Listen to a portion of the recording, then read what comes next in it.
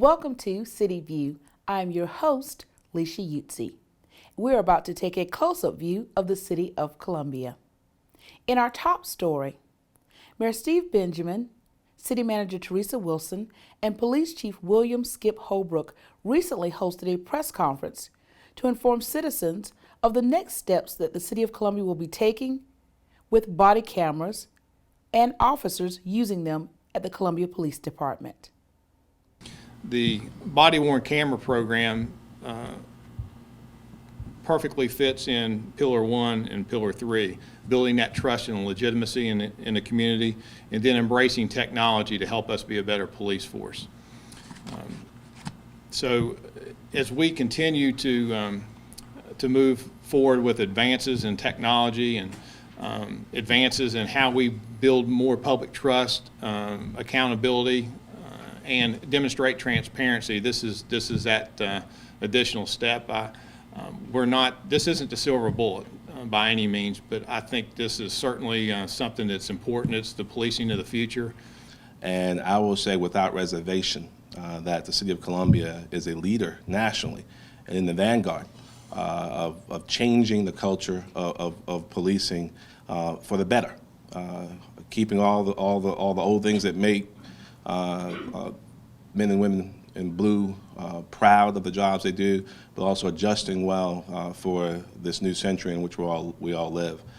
In other news from the Columbia Police Department, they recently held their annual awards luncheon, where they recognized officers and other staff for their efforts throughout the year of 2015. I believe we've had not one defining moment, but many defining moments. You know, Chief Kelly's going to recognize retirees in a moment, but those defining moments start with retirement. You know, we had over 125 years of experience leave the department this year. That's a lot of experience. That became a defining moment for us, how we filled that void. And, you know, with that comes new leadership, new ideas. We have an important time in front of us this coming year with much weighted promotions, and it's going to further define our department. We have published 4 critically important documents that, again, make us part of the conversation on a national stage, beginning with a 5-year strategic plan. That's our roadmap as we grow our department to meet the needs of this community and grow with our community. Our internal affairs report, which is, we're just one of a handful of agencies that has the courage to talk about what we do and how we do it. And that further defines our transparency and accountability. An annual report that celebrates our wins, our successes, celebrates each other, our family. And then most recently, and one that we'll be pushing out to everyone here in the next few days, is our implementation plan for policing in the 21st century. Again, these are defining times for us. If we look back at what is often referred to as the post-Ferguson response, law enforcement has been in crisis. We've been under the gun, and how we have responded as a department, as a city, and as a state is certainly commendable. But it doesn't surprise me from what I've seen. It defines what you are. You all bring it every day. Mayor Steve Benjamin joined local leaders to make a special announcement about a new partnership between the Columbia Fireflies and EdVenture Children's Museum. One of the biggest things we want to do is find partnerships within this city and find ways that we can help to build this community up even more than it already is. And one of those ways that we do it is a benchmark program that we do with all of our teams, and we've had great success with that. We will have our Fireflies reading program, and that's something that we've started to get out to the elementary schools. Completely free program, and that's one of the biggest things. Free is always a good thing for people to hear, but this is our way of getting out in the community and telling kids it's important to read. We set up this program through the schools and through the educators. They can vary the levels of reading and goals that the kids need to have based on their grade level or based on their reading level. They're going to read their way around the bases, and then when they get to home plate, they hit a home run, and that's when they get the big grand prize.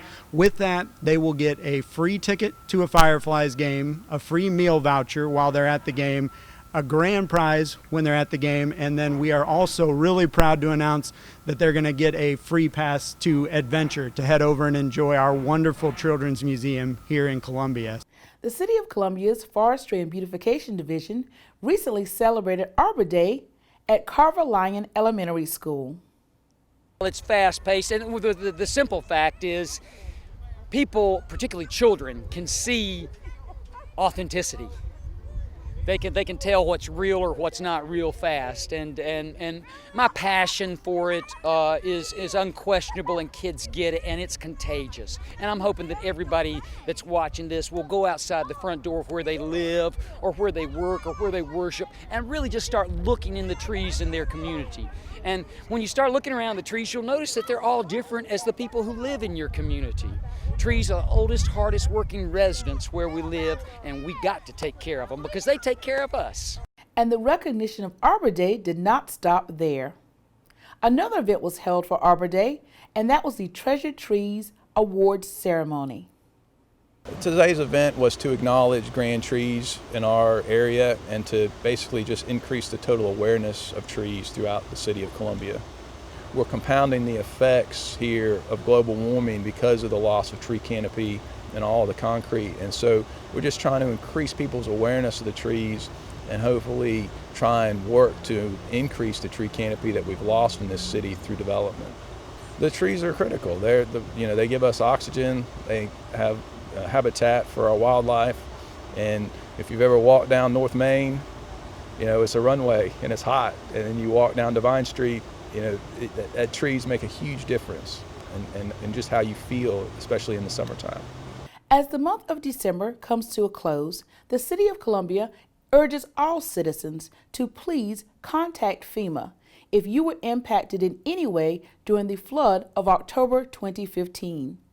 The FEMA deadline is fast approaching, and the deadline is January 3rd, midnight. Again, midnight on January 3rd, 2016 is the deadline for all citizens to register for FEMA assistance if you were impacted during the flood of October 2015. Well, that wraps up this edition of City View, where we have brought you a close-up view of the City of Columbia. Make sure you stay tuned right here to City TV, your 24-hour information station.